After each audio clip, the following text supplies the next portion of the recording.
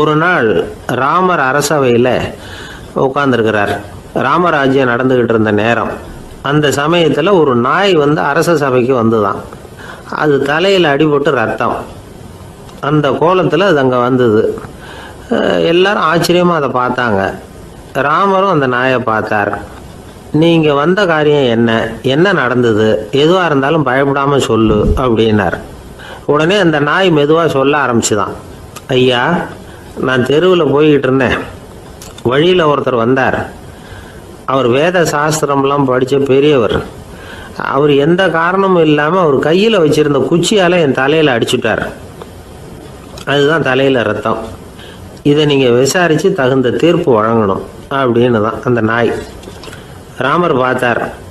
உடனே தன்னுடைய காவலர்களை அனுப்புனார். அந்த ஆளை எங்கே இருந்தாலும் போய் கொண்டுகிட்டு வாங்க அப்படின்னு விட்டார். காவலர்கள் போனாங்க. அந்த ஆளை பிடிச்சி கொண்டு வந்துட்டாங்க. அரண்மனைக்கு வா அப்படின்னு சொல்லி கூப்பிட்டுட்டு வந்துட்டாங்க. என்ன நடந்ததுன்னு விசாரித்தார் ராமர். அதுக்கு அந்த ஆள் சொன்னார், நான் வீதி வழியாக வந்துக்கிட்டு இருந்தேன். குறுக்க இந்த நாய் வந்தது. நான் அவசரமாக போய்கிட்டு இருந்தேன். இது எனக்கு வழி விடாமல் குறுக்க பூந்து இடைஞ்சல் பண்ணிச்சு. எனக்கு கோபம் வந்துட்டுது. அதனால் அடிச்சுட்டேன். வேத சாஸ்திரம் படித்த நான் என் வசம் இழந்து கோபப்பட்டது பெரிய தப்பு தான். அதை நான் ஒத்துக்கிறேன். குற்றத்தை ஒப்புக்கொள்கிறேன். எனக்கு என்ன தண்டனை கொடுக்கணுமோ அதை கொடுங்க, ஏற்றுக்கிறேன் அப்படின்னு விட்டார். சரி, இப்போ அந்த ஆளுக்கு தண்டனை கொடுக்கணும். என்ன தண்டனை கொடுக்கறது யோசனை பண்ணார் ராமர். அதையும் அந்த நாய்கிட்டே கேட்டார்.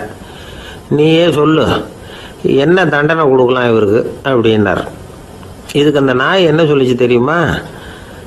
இவரை ஏதாவது ஒரு கோயிலுக்கு தர்மகர்த்தாவாக நியமனம் பண்ணி விடுங்க, அதுதான் இவருக்கு சரியான தண்டனை அப்படின்னுது. இதை கேட்டதும் ராமர் முகத்தில் புன்னகை. ஆனால் அங்கே இருந்த மற்றவங்களுக்கெல்லாம் ஆச்சரியம். அது எப்படி, தப்பு செஞ்சவங்களுக்கு தண்டனை கொடுக்கறது தானே நியாயம், அதை விட்டுவிட்டு தர்மகர்த்தா பதவியை கொடுக்க சொல்லுது இந்த நாய் அப்படிங்கிற ஆச்சரியம். இந்த சந்தேகத்தை அந்த நாய்கிட்டே கேட்டாங்க அங்கே இருந்தவங்க. இதுக்கு அந்த நாய் பதில் சொல்லிச்சான். நான் போன பிறவியில் ஒரு கோயிலுக்கு தர்மகர்த்தாவாக இருந்தேன். எவ்வளவோ கவனமாக எச்சரிக்கையாக தான் என்னுடைய கடமைகளை எல்லாம் செஞ்சுக்கிட்டு வந்தேன். அப்படி இருந்தாலும் சில சமயங்களில் என்னையும் மீறி கோயில் செல்வத்தை நான் அனுபவிக்கிறதுக்கு காரணம் ஆயிட்டேன். ஒரு கோவிலுக்கு தர்மகர்த்தாவாக இருக்கிறவங்க எப்படியும் இந்த பாவத்திலேருந்து தப்பிக்கிறது கஷ்டம். அதனால தான் நான் இந்த பிறவியில் நாயாக பிறந்து இப்படி கஷ்டப்படுறேன். இதே நிலைமை இந்த ஆளுக்கும் ஏற்படணும் அப்படிங்கிறதுக்காக தான் அவரையும் ஒரு கோயிலுக்கு தர்மகர்த்தாவை நியமிக்கும்படி கேட்டுக்கிட்டேன் அப்படின்னு தான் இந்த நாய். இதிலேருந்து என்ன தெரியுது? எந்த பதவியில் நாம் இருந்தாலும் நமக்கு தெரியாமல் கூட அதை தவறாக உபயோகப்படுத்தக்கூடாதுங்கிறத இதிலேருந்து புரிஞ்சுக்கணும். இல்லைன்னா அடுத்த பிறவியில் நாயாக பிறந்து எங்கேயாவது போய் வாழை ஆட்டிட்டு நிற்க வேண்டியது தான். கோவில் வாசலில் 2 நாய் பேசிக்கிட்டு இருந்துதான். போன ஜென்மத்தில் நான் மனுஷனாக தான் இருந்தேன். ஒரு கோவில் பூசாரி பேச்சை கேட்டுவிட்டு அவரோட கூட்டு சேர்ந்துக்கிட்டு ஆண்டவன் போட்டிருந்த நகையெல்லாம் அபகரித்து என்கிட்ட கொடுத்தாரு அவர். நான் எடுத்துகிட்டு வந்துட்டேன். திருடினது அந்த ஆள் தான், எடுத்துக்கிட்டு வந்தது தான் நான். இருந்தாலும் நான் மட்டும் நாயாக பிறந்துட்டேன். இப்போ மட்டும் அந்த பூசாரி என்கிட்ட மாட்டினா கடித்து குதறி விடுவேன் அப்படின்னு தான். அவசரப்பட்டு அப்படி செஞ்சுடாதே. பதிலுக்கு அவரும் உன்னை திருப்பி கடித்தாலும் கடிச்சிருவார். ஏன்னா அவரும் இப்போ ஒரு நாயாக தான் பிறந்திருக்கிறார் அப்படின்னு தான். இன்னொன்று, அது எப்படி உனக்கு தெரியும்னு தான். இது நான் தானே அது அப்படின்னு தான் அந்த நாய். ஒருத்தர் ஒரு தவறு செஞ்சு விடுறாருன்னு வச்சுங்க. உடனே நீ செஞ்சது தவறு அப்படின்னு சொல்கிறது ஒரு வகை. அதுக்கு பதிலாக எது சரின்னு அவர் புரிந்து கொள்ள உதவி செய்கிறது இன்னொரு வகை. இந்த 2வது வகை இருக்குது பாருங்கள், நிர்வாக இயலில் இது ரொம்ப முக்கியம். அலுவலகத்தில் வேலை பார்க்குற ஒருத்தர் முக்கியமாக தெரிஞ்சுக்க வேண்டியது என்ன தெரியுமா? சக ஊழியர்கள்கிட்ட எப்படி பழகணும், மேலதிகாரிகள்கிட்ட எப்படி பழகணும், தனக்கு கீழே வேலை செய்கிறவங்கக்கிட்ட எப்படி பழகணும், வாடிக்கையாளர்கள்கிட்ட எப்படி பழகணும், இவங்க எல்லார்கிட்டையும் செம்மையான உறவை ஏற்படுத்திக்கிறது எப்படி. இதையெல்லாம் சொல்லிக் கொடுக்குற பாடம் தான் இன்டர் பர்சனல் ஸ்கில், திறமையான உறவு அப்படிங்கிறது. எந்த வேலையில் இருந்தாலும் சரி, இந்த உறவுகளை வளர்க்கும் திறன் உள்ளவங்க சீக்கிரம் முன்னுக்கு வந்துடுறாங்க. மற்றவங்க கிட்ட உறவை பலப்படுத்திக்கிறது எப்படி அப்படின்னு தெரிஞ்சுக்கிட்டோம்னா எந்த ஒரு தடையையும் சுலபமாக தாண்டி செய்கிற தொழிலில் முன்னுக்கு வந்துடலாம். ஹார்வர்டு பல்கலைக்கழகத்தில் ஒரு கணக்கெடுப்பு பண்ணி பார்த்தாங்களாம். பார்க்குற வேலையில் எது மாதிரி குணாதிசயம் உள்ளவங்க வேகமாக முன்னுக்கு வர்றாங்க அப்படின்னு தெரிஞ்சுக்கிறதுக்காக இந்த கணக்கெடுப்பு. வெவ்வேறு துறையில் வேகமாக முன்னுக்கு வந்திருக்கிற பல பேரை சந்தித்து இந்த சர்வேயை நடத்தியிருக்கிறாங்க. அவங்க கண்டுபிடிச்சி சொல்லியிருக்கிற உண்மை என்ன தெரியுமா? ஒருத்தர் ஒரு வேலையில் இருந்தால் அது சம்பந்தப்பட்ட சப்ஜெக்ட் பற்றிய அறிவு 35% இருந்தால் போதுமா. ஆனால் உறவுகளை வளர்க்கக்கூடிய திறன், இன்டர் பர்சனல் ஸ்கில்லு 65% வேணும். இப்படி உள்ளவங்க சீக்கிரம் முன்னுக்கு வந்துடுறாங்களாம். அதனால் ஒருத்தருக்கு வேலை சரியாக புரியலைன்னா கூட விவரமாக மற்றவங்கக்கிட்ட பழகிறது எப்படின்னு புரிஞ்சால் போதும், அவர் முன்னுக்கு வந்துடலாம். அலுவலகங்களில் மட்டும் இல்லை, எல்லா இடங்கள்லையும் இது ரொம்ப முக்கியம். வீட்டுக்குள்ளேயும் இது ரொம்ப முக்கியம், வீட்டுக்கு வெளியேயும் இது முக்கியம். அடுத்தவங்க கிட்ட பழகிறது எப்படிங்கிறத தெரிஞ்சிக்காதவன் வாழ்க்கையில் முன்னேற முடியாது. இன்றைக்கி ஆயுதங்களால் காயப்படுத்தி கொள்ளுகிறவர்களை விட வார்த்தைகளால் காயப்படுத்தி கொள்ளுகிறவர்கள் தான் அதிகம். பெரியவங்க என்ன சொல்கிறாங்க தெரியுமா? நீங்கள் இந்த பூமியில் பிறந்ததன் அர்த்தம் பூர்த்தி ஆகணும்னா அடுத்தவங்களுக்கு உதவி பண்ணுங்க. அடுத்தவங்களுக்கு உதவி செய்ய முடியாவிட்டால் கூட பரவாயில்லை, ஆனால் யாரையும் புண்படுத்தி விடாதீங்க அப்படின்னு சொல்கிறாங்க. எனக்கு தெரிஞ்ச ஒருத்தர் ஒரு அலுவலகத்தில் வேலை பார்க்குறார். அவர் சொல்லுவார், எனக்கு இந்த இன்டர் பர்சனல் ஸ்கில் ரொம்ப அதிகம் சார். சக ஊழியர்கள்கிட்ட ரொம்ப சுமூகமாக நடந்துக்குவேன். என் கூட வேலை பார்க்குற ஒருத்தருக்கு ஏதாவது ஒரு கஷ்டம்னா அந்த சமயத்தில் அவர் செய்ய வேண்டிய வேலையை நான் செஞ்சிருவேன் சார் அப்படிம்பார். நான் அவர்கிட்ட சமீபத்தில் அப்படி ஏதாவது செஞ்சுருக்கீங்களா அப்படின்னு கேட்டேன். செஞ்சுருக்கேன் சார். போன வாரம் புதன்கிழமை ஆஃபீஸில் என் பக்கத்து சீட்டுக்காரருக்கு வயிற்று வலி. உடனே நான் மெடிக்கல் லீவ் போட்டுவிட்டு எங்கள் வீட்டுக்கு போயிட்டேன் சார் அப்படின்னார். ஒரு நண்பர் அவசரமாக என்கிட்ட ஓடி வந்தார். அப்புறம் சொன்னார், என்னால் நம்பவே முடியல சார், என் பையனா இப்படி அப்படின்னு சொல்லி ஆச்சரியப்பட்டார். உங்கள் பையன் அப்படி என்ன தான் செஞ்சுட்டான் அப்படின்னு கேட்டேன். என்னால் முடியாத ஒரு காரியத்தை அவன் செஞ்சுட்டான் சார் அப்படின்னார்.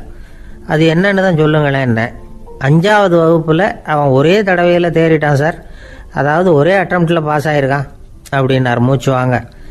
கஷ்டப்பட்டு பரீட்சை எழுதுனது அவன், இவருக்கு ஏன் மூச்சு வாங்குது? நம்மால் செய்ய முடியாத ஒரு காரியத்தை இன்னொருத்தர் செய்யும் பொழுது அது நமக்கு ஆச்சரியமாக இருக்குது. சர்க்கஸ் பார்க்குறோம், ஒருத்தர் அந்த இடத்துல தொங்குறார், அது நமக்கு ஆச்சரியம். ஏன்னா அது நம்மால் முடியாத காரியம். நம்மால் முடியாத ஒன்றை அடுத்தவர் எளிதாக செய்யும் பொழுது நாம் மருள்வது இயற்கை. இதை தான் தொல்காப்பியம் மருட்கை அப்படின்னு சொல்லுது. இந்த வியப்பு இருக்குதே, இது 4 வகையில் ஏற்படுறதாக தொல்காப்பியம் சொல்லுது. அது என்ன 4 வகை? முதல் வகை எப்படின்னா புதுமையான அரிய செயல்களை செய்கிறது. 2வது வகை என்னென்னா பெரும் செயல்களை செய்கிறது. 3வது வகை என்னென்னா மிக நுட்பமான செயல்களை செய்கிறது. 4வது வகை என்னென்னா ஆக்கம் தரும் செயல்களை செய்கிறது. புதுமை, பெருமை, சிறுமை, ஆக்கமோடு மதினம் சாலா மருட்கை 4 அப்படிங்கிறது தொல்காப்பியம். இன்றைக்கி விஞ்ஞானம் புதுசு புதுசாக எதையோ கண்டுபிடிக்குது. ஆரம்பத்தில் அது ஆச்சரியமாக இருக்குது, அப்புறம் அது நமக்கு பழகி போடுது. வானொலி பெட்டி புதுசாக வந்தப்போ ஒரு பெட்டி பேசுதுங்கிறது எவ்வளோ பெரிய ஆச்சரியம். இப்போ யாரும் அதை ஆச்சரியமாக பார்க்குறதில்ல. மதினம் சாலா மருட்கை அப்படின்னு ஒரு சொற்றொடர் வருது பாருங்க, அதில் கருத்தாழம் உண்டு. எதை பற்றியும் போதுமான அளவு புரிந்து கொள்ளாத போது ஒருத்தர் ஆச்சரியப்படுறார். புரிந்து கொண்ட பிறகு ஆச்சரியம் மறைஞ்சு போடுது. மிக நுட்பமான செயல்களும் நம்ம ஆச்சரியப்பட வைக்கும். ஒரு அரிசியில் ஒரு திருக்குறள் எழுதி காட்டுறாங்க, ஒரு முட்டை ஓட்டுக்குள்ளே ஓவியம் தீட்டி காட்டுறாங்க. கருங்கல் சிற்பங்களில் எவ்வளவு நுட்பமான வேலைப்பாடுகளை எல்லாம் பார்த்து ஆச்சரியப்படுறோம். இது மாதிரி ஆக்கப்பூர்வமான அரிய செயல்களை செய்கிறது கூட வியப்பை உண்டு பண்ணும். குப்பை கூலங்களை கூட வாழ்க்கைக்கு பயன்படுகிற பொருளாக மாற்றுகிறவர்கள் இருக்காங்க. அவர்களுடைய செயல் வியப்பு அளிக்குது. இடைக்காட்டு சித்தர் பாடின 30 நூலில் வர்ற ஒரு பாடல், ஆற்றல் பிறர் அறிதலின் அகம் கிளர்வு உறுதலின் கற்று அறி பாணர் கழுமிய கோடலின் தோற்றம் உருகவே போற்றல் சால் வியப்பே.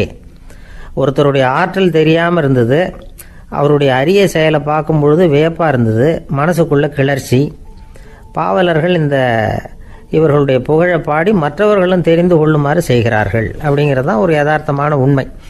ஆக எல்லா வகையிலும் மக்கள் தங்களுடைய வாழ்க்கையில் முன்னேறுவதற்கான வழிகாட்டுகிற ஒரு மெய்ப்பாடு தான் வியப்புங்கிறது. இந்த காலத்தில் நம்ம எப்படியெல்லாம் ஆச்சரியப்பட வைக்கிறாங்க. ஒரு ஆளை பிடிச்சி ஜெயிலில் கொண்டு வந்தாங்க. ஜெயில் அதிகாரி அவனை ரொம்ப ஆச்சரியமாக பார்த்தாரான். இவன் கேட்டான், ஏன் சார் அப்படி பார்க்குறீங்க, நான் இப்போ இங்கே வர்றது உங்களுக்கு ஆச்சரியமாக இருக்குதா அப்படின்னு கேட்டிருக்கான்.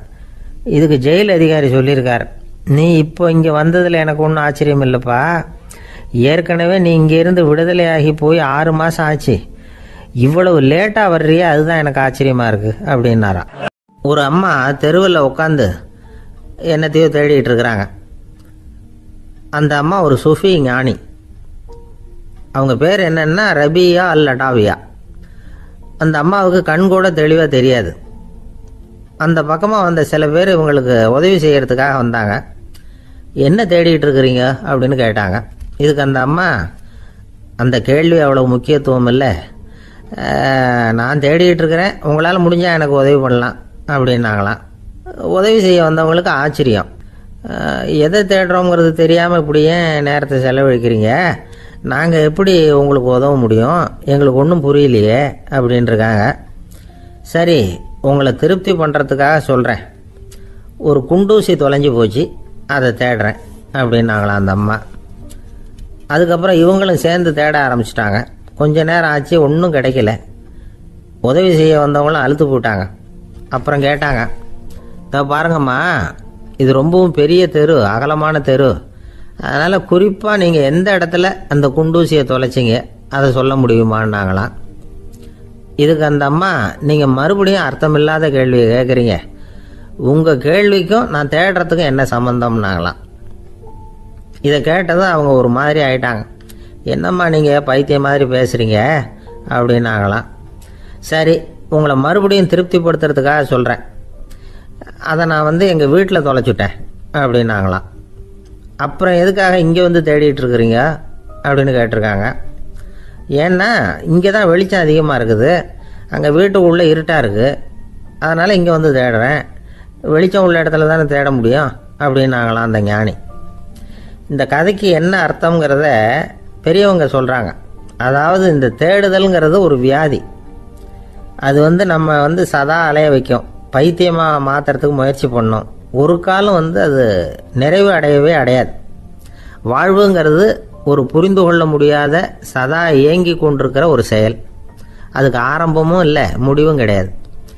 எதையோ தேடணும் அப்படிங்கிற உந்துதல் நமக்குள்ளே இருக்கும், ஆனால் குறிப்பாக எதை தேடிட்டு இருக்கிறோம் அப்படிங்கிறது புரியாது.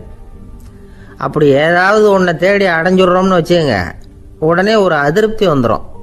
அதனால் வாழ்க்கைங்கிறது சலிப்பு நிறைந்தது அப்படிங்கிற எண்ணத்தை உண்டாக்கிக்கிறோம்.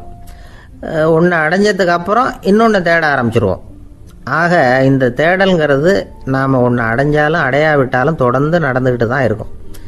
இதுக்கு முடிவே கிடையாது. இந்த உண்மையை நாம் நல்லா புரிஞ்சுக்கணும் அப்படிங்கிறது பெரியவங்களுடைய கருத்து. ஏழையும் தேடுறான், பணக்காரனும் தேடுறான், நோயாளியும் தேடுறான், நோய் இல்லாதவனும் தேடுறான், அதிகாரம் உள்ளவனும் தேடுறான், அதிகாரம் இல்லாதவனும் தேடுறான், முட்டாளும் தேடுறான், அறிவாளியும் தேடுறான். ஆனால் யாரும் இதை தான் தேடி சாதிக்க போகிறோம், இதுதான் முடிவு அப்படின்னு திட்டவட்டமாக சொன்னதில்லை. ஒன்று அடைஞ்சதும் இன்னொன்று தேட ஆரம்பிச்சிடுறாங்க, அவ்வளோதான். அதாவது உங்களின் தேடுபவர் உங்கள் உள்ளே தான் இருக்கிறார், அவரை தேடி கண்டுபிடியுங்கள். இதுதான் ஞானிகள் நமக்கு சொல்லுகிற ஒரு ஆலோசனை. நம்மால் ஒருத்தன் ஜெயிலில் இருந்தான். இன்னொரு கைதி அவனை பார்த்து கேட்டான், ஏன்பா உன்னை பார்க்குறதுக்கு வெளியிலேருந்து யாருமே இங்கே வர்றது இல்லையே, உனக்கு சொந்தக்காரங்களே கிடையாதா அப்படின்னு கேட்டானா. ஏன் இல்லை, எனக்கு சொந்தக்காரங்க நிறைய பேர் உண்டு, அவங்க என்னை பார்க்க வராததுக்கு காரணம் வேற அப்படின்ட்டுருக்கான் இவன். என்ன காரணம்னு கேட்டான் அவன். அதுக்கு இவன் சொன்னானா, அதுக்கு என்ன காரணம்னா அவங்க எல்லாரும் இங்கே உள்ளேயே இருக்கிறாங்க அப்படின்னானா. ஒரு ஆசாமி வேகமாக ஓடிக்கிட்டு இருந்தான். ஏன் இப்படி ஓடுறேன்னு கேட்டார் இன்னொருத்தர்.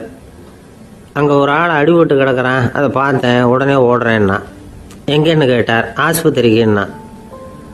ஒரு ஆள் அடிபட்டு கிடக்கிறத பார்த்தா உடனடியாக நாம் செய்ய வேண்டியது முதல் உதவி, அதுக்கப்புறம் தான் ஆஸ்பத்திரி. இன்றைக்கி விபத்துங்கிறது சர்வசாதாரணமாக நடந்துக்கிட்டு இருக்குது.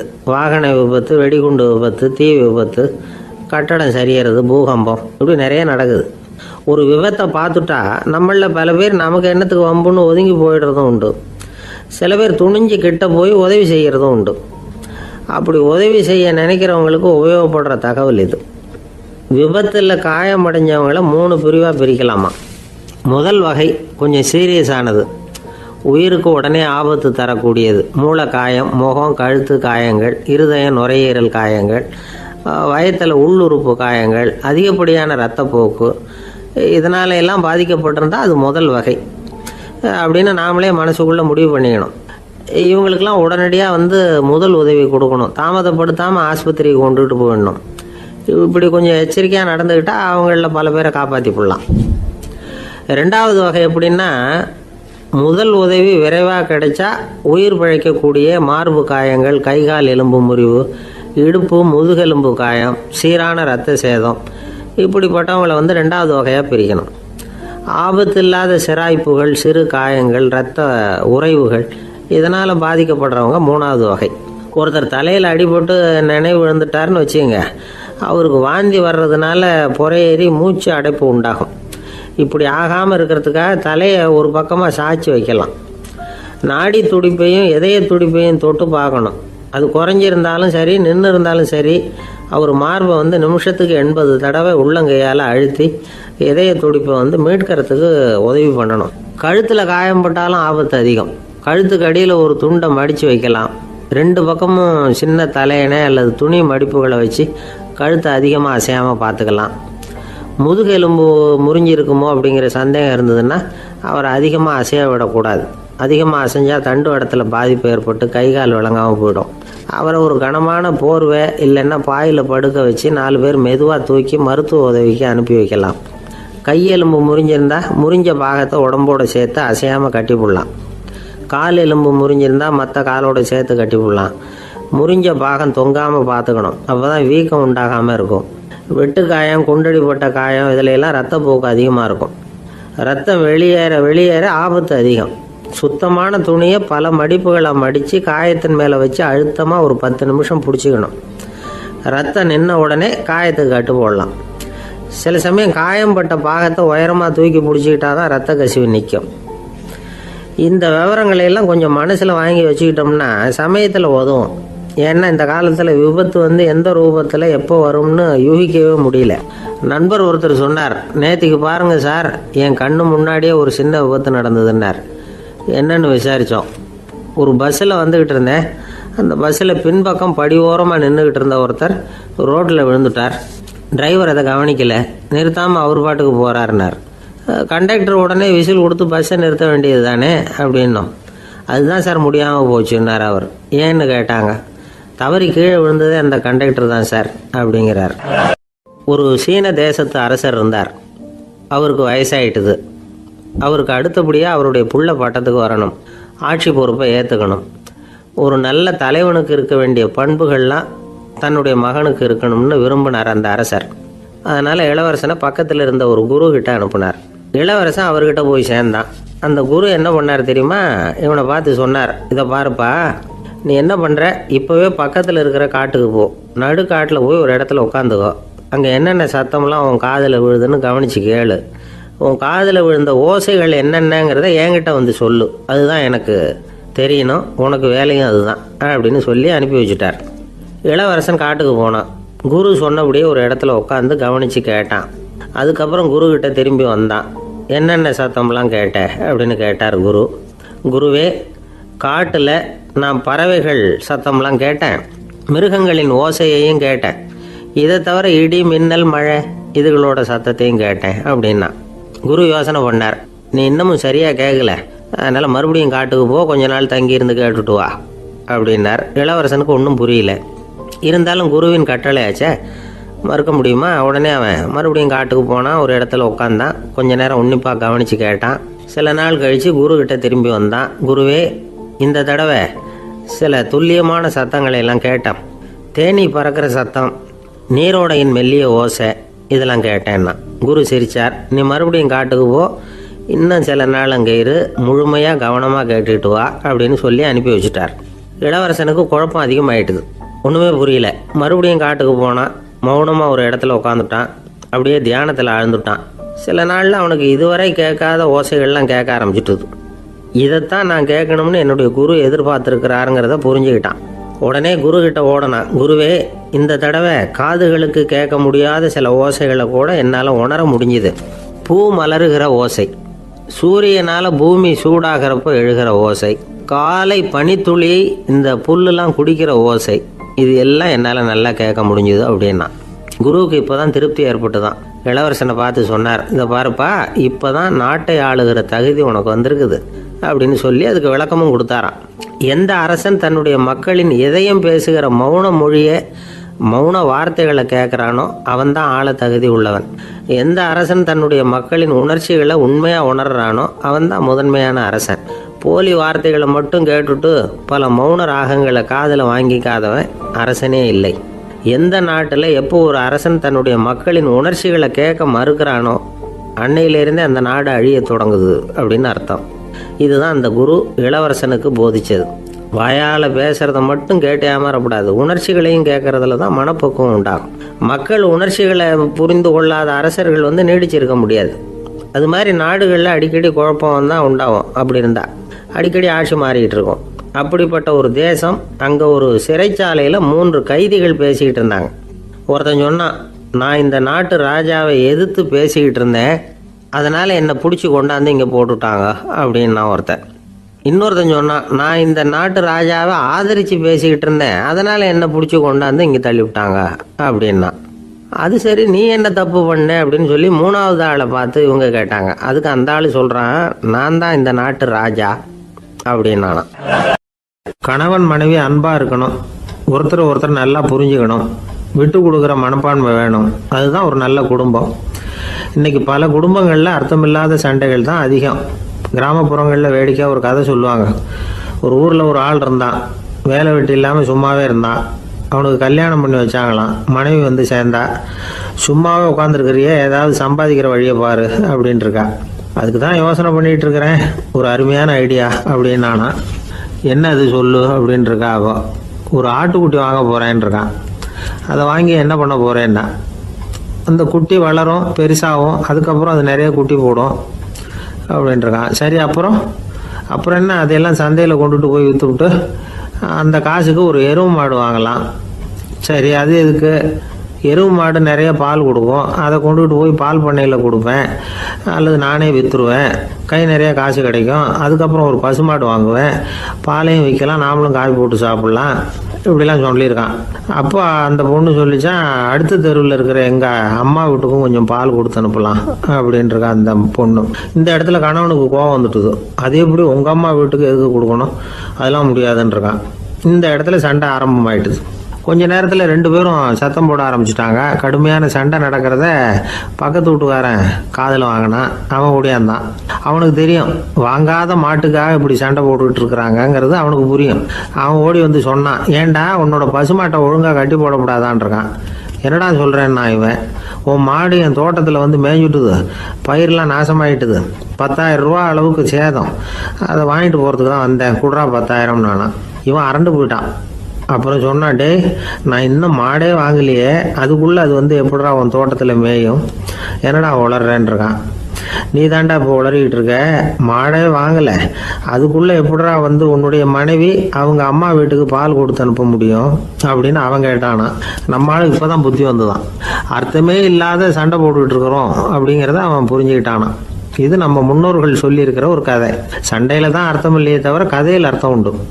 அதாவது இல்லாத விஷயங்களுக்காக சண்டை போட்டுக்கிட்டு இல்லறத்தை வீணாக்கிக்கிட்டு இருக்கிற மனிதர்கள் இன்றைக்கு நிறைய பேர் இருக்கிறாங்க. ஒருத்தன் தன்னுடைய மனைவியை பற்றி மாமனார்கிட்ட புகார் சொன்னானா, மாமா, உங்கள் பொண்ணு அர்த்தமில்லாத சண்டை போடுறா, எதுக்கு எடுத்தாலும் எடுத்து எறிஞ்சு பேசுகிறா அப்படின்ட்டுருக்கான்.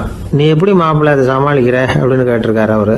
அவள் எடுத்து எறிகிறது என் மேலே படாமல் ஒதுங்கி நின்றுக்கிறேன் அப்படின்னு நானா இவன்.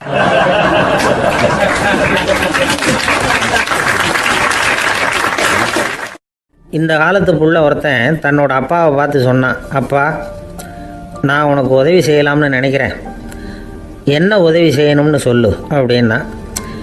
நீ சும்மா இருந்தால் அதுவே எனக்கு செய்கிற பெரிய உதவிடா அப்படின்னார் அப்பா.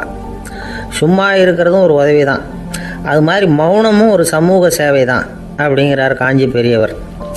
நமக்கு 5 புலன்கள் இருக்குது, மெய், வாய், கண், மூக்கு, செவி. இந்த 5லேயும் அதிகப்படியான வேலை எதுக்குன்னு நினைக்கிறீங்க? வாய்க்கு தான். ஏன்னா அதுக்கு 2 வேலை. இப்போ கண்ணுக்கு பார்க்குறது மட்டும்தான் வேலை, காதுக்கு கேட்குறது மட்டும்தான் வேலை.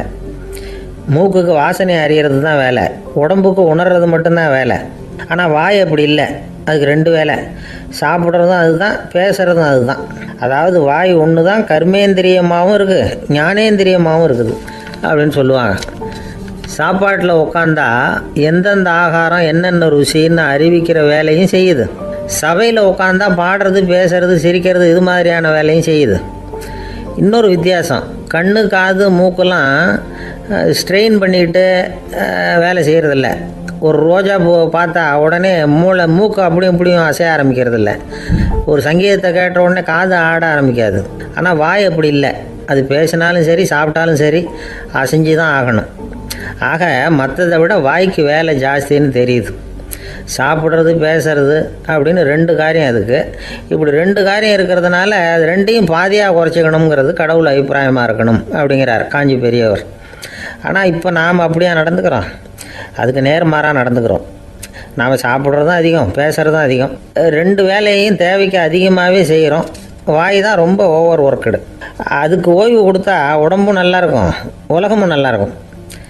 மௌன விரதம் இருக்கிறதெல்லாம் எதுக்காக நினைக்கிறீங்க? இதுக்காக தான். இந்த காலத்தில் மௌனமாக இருக்கிறவங்கெல்லாம் மகத்தான தொண்டு செய்கிறாங்க அப்படின்னு தான் சொல்லணும். சத்தம் அதிகமாக போய் தான் சவுண்டு பொல்யூஷன் வருது. அது மட்டும் இல்லை, மௌனமாக இருந்தால் சண்டை சச்சரவே வராது. மௌனம் கலக நாஸ்தி. ஆக இதுவும் ஒரு சமூக சேவை தான். நமக்கு தான் வாய் இருக்குதுங்கிறதுக்காக வசமாக சாப்பிட்றதும் தப்பு, வளவளன்னு பேசுகிறதும் தப்பு. ஒரு கருத்தை சொல்கிறதுக்கு ஒரே ஒரு சொல்லு போதும் அப்படின்னு இருக்கும்பொழுது 2 சொற்களை செலவு பண்ணாதே. எவ்வளவு சொன்னாலும் அதனால் ஒரு பயனும் விளையாது அப்படின்னு தெரிய வருமே, ஆனால் அந்த ஒரு சொல்லையும் விரயம் பண்ணாதே அப்படிங்கிறார் ஒரு அறிஞர். எல்லா குணங்கள்லேயும் மௌனம்தான் சிறந்தது அப்படிங்கிறார் ஒருத்தர். மௌனமாக இருக்கிறது மூலமாக மற்றவர்கள் குறைகளை நம்மளால் தெரிஞ்சிக்க முடியும். அதே சமயத்தில் நம்மக்கிட்ட இருக்கிற குறைகளை மற்றவங்களுக்கு தெரியாமல் மறைச்சிக்கவும் முடியுங்கிறார் அவர். உண்மை தானே? ஒரு பெரிய மேடை பேச்சாளர், பொது வாழ்க்கையில் 25 வருஷ காலமாக ஈடுபட்டிருக்கிறவர். அவர் மனைவி ஒரு நாள் சொன்னாங்க, எங்கள் வீட்டுக்காரர் 25 வருஷ காலமாக பொது வாழ்வில் ஈடுபட்டிருந்தா கூட இந்த மாதம் 10ஆம் தேதியிலேருந்து தான் மக்களுக்கு சேவை செய்ய ஆரம்பிச்சிருக்கார் அப்படின்னு நாங்கள் ரொம்ப பெருமையாக. 10ஆம் தேதிக்கு அப்படி என்ன விசேஷம் அப்படின்னு கேட்டோம். அன்னையிலேருந்து தான் அவர் மேடையில் பேசுகிறத நிறுத்தினார் அப்படின்னாங்க அந்த அம்மா. ஒரு நண்பர், அவர்கிட்ட பேசிக்கிட்டு இருந்தேன். மனித உறவுகள் பற்றி அவர் சொல்லிகிட்டு இருந்தார். அமெரிக்காவில் தந்தை மகன் உறவு எப்படி இருக்குது அப்படிங்கிறத விளக்கிறதுக்கு அவர் ஒரு கதையை சொன்னார். ஒரு அப்பா பகல் பூராவும் அலுவலகத்தில் வேலை, ஓடி ஆடி உழைச்சிக்கிட்டு களைச்சி போய் ராத்திரி 10 மணிக்கு மேலே வீடு திரும்பினான். வீட்டு வாசலில் அவரோட மகன் காத்துக்கிட்டு இருக்கிறான், இன்னமும் தூங்கலை. அப்பா வாசல்லையே தடுத்து நிறுத்தி, அப்பா உனக்கு சம்பளம் எவ்வளவு அப்படின்னு கேட்குறான். ஏற்கனவே ஆஃபீஸு பிரச்சனைகளால் அழுத்து போய் திரும்புகிற அப்பாவுக்கு கோவம் வந்துடுது. என்னடா இப்படிலாம் கேளுன்னு உங்கள் அம்மா உனக்கு சொல்லி கொடுத்தாளா அப்படின்னு சொல்லிவிட்டு உள்ளே போய் சட்டையை கட்டி மாட்டி விட்டு குளிச்சு விட்டு மறுபடியும் வெளியில் உடையை மாற்றுகிற சமயம் அப்போ மறுபடியும் மகன் உள்ளே நிற்கிறான் அவர் முன்னாடியே. அப்பா உனக்கு எவ்வளவு சம்பளங்கிறான் மறுபடியும். அப்பாவுக்கு எரிச்சல் அதிகமாகிட்டுது. மணிக்கு $20 போதுமா அப்படின்னார். அப்படின்னா எனக்கு ஒரு $10 தர முடியுமான்னா மகன். இதுக்கு தான் என் சம்பளம் எவ்வளவுன்னு கேட்டியா? 2ஆம் வகுப்பு படிக்கிற உனக்கு எதுக்குடா $10 அப்படின்னு கத்திவிட்டு தொலைக்காட்சி பெட்டியின் முன்னாடி போய் உட்காந்துக்கிட்டு ஏதோ நிகழ்ச்சியை பார்க்க ஆரம்பிச்சுட்டார். கொஞ்ச நேரம் கழித்து மறுபடியும் மகன் நிற்கிறான். அப்பா ப்ளீஸ் எனக்கு ஒரு $10 கொடுக்க முடியுமா? மகனுடைய கண்களில் கண்ணீர்.